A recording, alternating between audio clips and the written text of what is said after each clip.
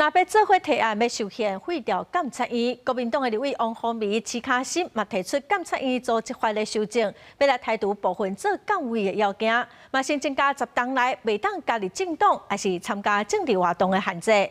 另外，针对监察委员公务车使用的争议目前是还未召开纪律委员会，也毋过，即马民众党又搁逼讲，监察委员陈秋瑾伫5月初9上班的时，坐公务车去台北转运站，陈秋瑾是还未回应。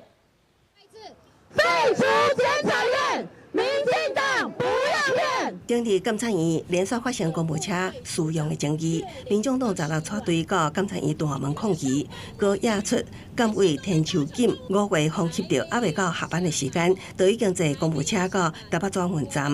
这是副议长李鸿钧捌表态的全面检讨制度，佮移送纪律委员会。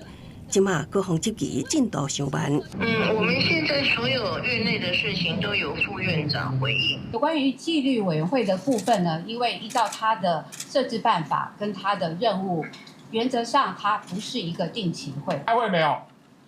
他会根据相关的议案跟委员的时间跟。所以他开会没有？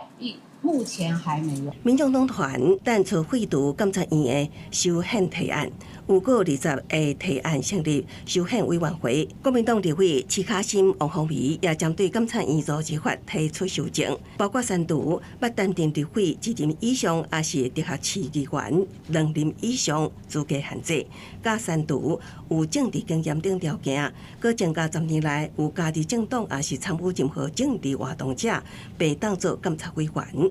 和监察院认为强加的限缩总统提名权。这些年运作下来，大家都可以看得到，其实它就是配合政府。那其他条款也都还存在，而且其他条款的范围也很广啊。我不相信总统从这些几千万人里面却找不到那个适合的人选，一定要从政客里面去挑选嘛。过去国民党是奉行五权宪法的。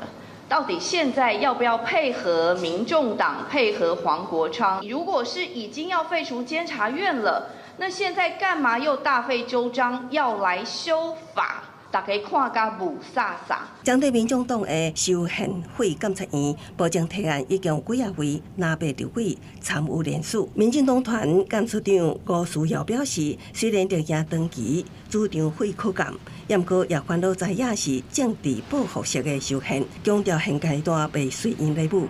公视新闻采访报道。